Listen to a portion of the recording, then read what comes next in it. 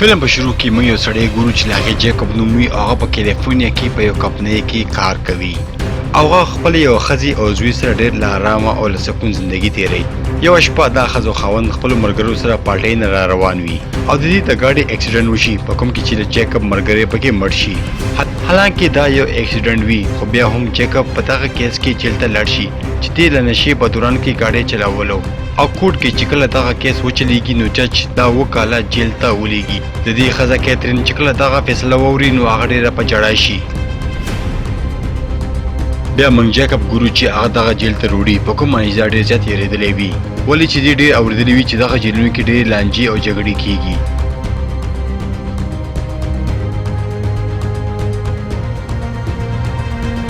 بیا دا په جیل کې یو کس ګوري چې هغه هم ډېر یېرېدلی وي او جاړي او ډېر یو کمزوری سړی وي او دا له شپې ګوري چې سکیدین راځي او یو سړی هغې خرابوي او هغې سره زیاتې کوي او بیا دا فکر کوي چې دغه جیل کې ژوند کولو لپاره به ځان نه یو تکتور سړی جوړی کینې دغه خلکه به راځي او تا سره هم ظلم او زیاتې کوي. بل ورځ دا هلته کې یو قیدي سره جنګ کوي کوم چې ډېر زیات تکتور وي او له جنګ کولو په جرم کې دا په جیل کې اچي او دا بیا په یو کمرې کې 10 ورځو لپاره بندي کوي او بیا هلته کې یو قیدي چې د هغې بارډرز نوم وي هغه دا ډېر په غور سره ګوري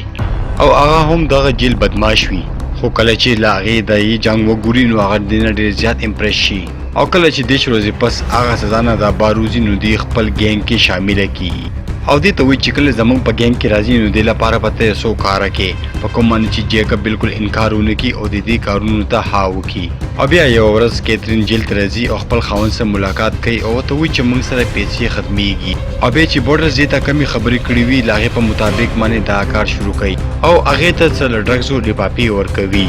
خو کله چې دا خپل کار ډېر په طریقې باندې وکړي نو بورډرز دې ته نور کارونه هم ورکوي او اوس دې ته د یو کس د مرګ اډر ورکوي ولې چې هغه دغه فکر کوي چې دا کس ما سره غداري کوي. خو جیکوب اوسه پورې له چا مړې نه وي کړې کوم باندې چې هغه ډېر زیات ویریږي خو که دې دغه اډر ونه منلو نو اوسه پورې چې دې څومره هم کارونه کړي وو هغه به ټول ځای لاړ شي او بیا به دا یوازې پاتې شي او دغه نور خلکه به راشي او دا به مړ کړي او بیا دا همت کوي او هغه قیدي پسې ځي او هغه مړ کوي او دې په زندګۍ کې دا پیله مړی وکړو په کوم باندې چې دا ډېر زیات شرمنده وي خو دې سره څه بله لاره نه وي. خو اوس په دغه جیل کې جیکوب ورو مشهورېږي او دې یو وړه ګیره پرې اغوستې وي او په جسم باندې څه ټیټوز جوړ کړي او دا بالکل یو ګینګسټر ښکاري. او بیا یوه ورځ یو کس دې ته یو بل قیدي باره کې خبره کوي کوم چې د بل ګینګ یو خطرناک لیډر وي او یو ورځ دغه ټول ګروپونه په خپلو کې په جګړه شي او یو ډېره خطرناکه جګړه شروع شي. جیکوب هم هلته کې ولاړ وي او دا به اوس دغه جنګ کې حصه اخلي او دا بیا منډه کوي او یو قیدي باندې حمله کوي کوم قیدي چې له هغه ګیم په مشر باندې حمله کوي او کله چې دغه خطرناک ګینګسټر دا وګوري نو له هغې په زړه کې دې لپاره عزت جوړ شي ولې که جیکوب په دغه کس باندې حمله نه وی کړې او دا یې نه وی منې کړې نو اوس به دغه سړی مړ وي. خو هلته کې موجوده یو کیمرا دا هر څه راواخلي او عدالت د دې په سزا کې 9 کالو ته نوره اضافه وکړي او د دې ښځه چې کله دا واوري نو هغه نور هم پریشانه شي او دلته کې جیکوب خپلې ښځې ته ووایي چې تا لپاره به بهتره وي چې ما هیر کوي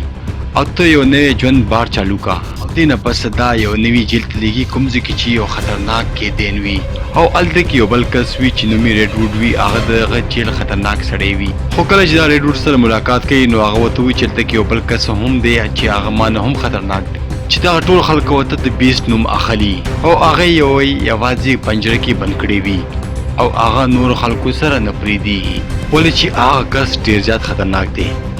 جیکوب دلته کې دغه فکر کوي چې په هره طریقه به وي زه به هغې سره ملاویږم او دې لپاره دا یو قیدي سره جنګ کوي. خو بیسټه چې کله پته ولګي چې جیکوب دغه کار صرف ما ته ملاوېدلو لپاره یې وکړو هغه ترې ډېر زیات خوشحاله شي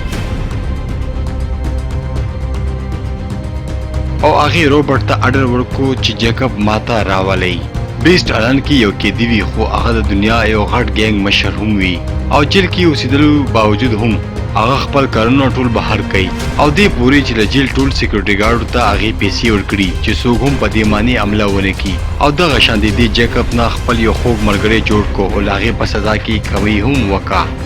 او یو څو کاله پسې دا د جیل نه رها کړو او هغې یو ګینګ ته ولېږلو او ورته یې ویل چې هغې سره کار وکړه. جیکوب دلته کې داسې کارونه کول نه غواړي چې هغه یو ځل بیا جیل ته لاړ شي خو بیس دې ته دمکي ورکوي چې زه به ستا ښځه او زوی مړ کړم خو کله چې دا جیل نه وځي نو دا هغه مرګرو سیملاویږي کوم چې به دې سره جیل کې وو. جیکب دلته کې ډېر خفه وي ولې چې هغې خو خپل ښځې ته ویلي وو چې ما سره رشته ختمه کا او یو خپله زندګي چالو کا، خو دا اوس هم غواړي چې هغه خپلو ښځو بچو سره وخت تیر کړي. د دې ملګري دا یوه شپه پټۍ ته راغواړي خو هلته کې څه خلکه حمله وکړي په کوم معنی چې جیکب بچ شي او له هغې ټارګېټ جیکب و چې هغه مړ کړي. خو د دې حملې له شاته له چا لاس و هغه دې ته پته ونه لګي او دې حملې نه پس ته هغه اوس ډېر بېداره شي او بله ورځ دا یو ځل بیا خپل یو ملګري سره ملاویږي کوم چې جیل نه ریا شوی وي او هغه ورته ډېر زیات انفارمیشن ورکوي. او یو شپه دا پټ ځي او خپلې ښځې سره ملاقات کوي او هغې ته لږې پیسې ورکوي چې کور خرچه پرې وکړه. حالانکې د دې ښځه دغه پیسې نه اخلي خو هغه دې ته په زوره دا پیسې ورکوي او لاړ شي دی. هغه اوس هم خپل زوی او ښځې سره ډېره مینه کوي خو دا بیا قسم وخوري چې نن نه پسته به زه کله هم تاسو ته را نه شم. خو یوه ورځ کیترین او له هغې زوی خپله د دې کور ته راشي. نه پیله چې له ګینګ څخه خلکه دې وګوري هغې نه پیله جیکب دې ته وایي چې دلته نه زر تر زره لاړ شئ. خو د دې زوی دې ته وایي چې زه غواړم چې تا سره ژوند وکړم او ورته وایي چې هر څنګه حالات راشي موږ به یو ځای هغې مقابله وکړو. جیکب هم نه غواړي چې دا خپل زوی نه بغیر ژوند وکړي خو دې سره څه بله لاره نه وي چې خو دلته کې جیکب یو ځل بیا دوی ته انکار وکړي او ورته وایي چې لاړ شئ او کله هم چې دغه ګینګسټرانو ته پته ولګېده نو دوی به بلکل هم محفوظه نه وي. خو کله چې له هغې ښځه او زوی لاړ شي نو هغه ډېر په چغو چغو وژړ او دغه هر څه ختمولو کوشش کوي چې دې نه پس ته زما ښځو او بچو ته څوک ونه ګوري. هلته کې بهر یو پولیس ناست وي چې له هغې ایډ کوچر نوم وي او هغې ته پته لګېدلې وي چې جیکب او سمرګري له اصلو ډیل کوي او د دغه فیصلې شاته له شاټګن لاس وي ولې چې هغه نه غواړي چې له بیس په نظر کې جیکب ډېر مخکې لاړ شي او دا غواړي چې بیس په ما باندې اعتبار وکړي او زما ملګری شي او شاټګن غواړي چې هغه دا دلته کې مړ کړي او ختم کړي. خو جیکب هم دلته کې څه ماشوم نه وي هغې ته هر څه پته وي چې څومره حملې به وشي په ما باندې هغه شاټګن په ما کړي دي. یوه ورځ له هغې کور ته ځي او په هغې باندې حمله کوي هغه مړ کوي او هغې نه موبایل هم راخلي او هغه ته هم پته ولګوي چې شاټګن څه اصله پټه کړې وه او بعد کې هغه ځان دپاره یې خرڅوله. او بیا کله چې دوی څه ډیل کولو ولا وي نو دا له شاټګن د موبایل نه هغه پولیس ته میسج کوي او د دغه بارې کې ورته حل وایي. هغه پولیس خپل سکواډ سره هغه ځای ته ورسیږي او دلته کې ډېر زیاته مقابله وشي په کوم کې چې جیکب هم ګرفتار شي او په کوټ کې فیصله وشي او دا عمر قید کړي او یو ځل بیا دا هغه جیل ته لاړ شي او هغه پولیس ورته وایي که ته د بیسټ په خلاف باندې ګواهي ورکولو ته تیارېږي نو دغه ټوله سزا به ستا معاف شي. خو جیکب د دې دغه خبره ونه مني او یو ځل بیا هغه جیل ته دا راشي. دلته کې بیسټ ته پته لګېدلې وي چې د هغه هر څه جیکب وکړو او پولیس ته هم دې اطلاع وکړه.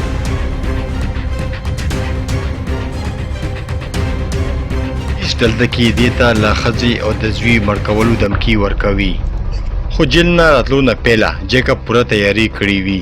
جیکب ځان سره یې ورکوټې بلیډ راوړی وي او دې له پولیس نه څه هتکړو کې څه شی پټ کړی وي او بله ورځ یو ځل بیا بیسټ دې ته دمکي ورکوي چې ښځه او بچي درته مړه کومه ولې چې جیکب دې سره غداري کړې ده.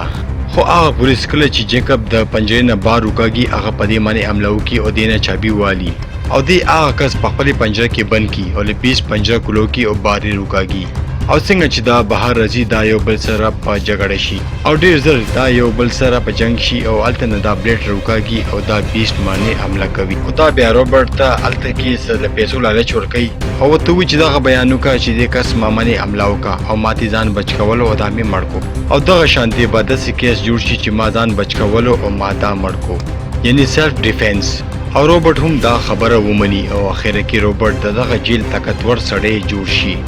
او دغه جیل کې ټول خلک اوس دې نه ډېر زیات یېرېږي او د دې ښځه او زوی اوس د خطرې نه بهاري او دغه شانتي دا ډېر زیات انفارمیشن پولیس ته ورکوي او دې ته بیا یو خط میلاویږي چې ستا ښځه او زوی په زندګۍ کې ډېر خوشحاله دي او هغې اوس زه معاف هم کم.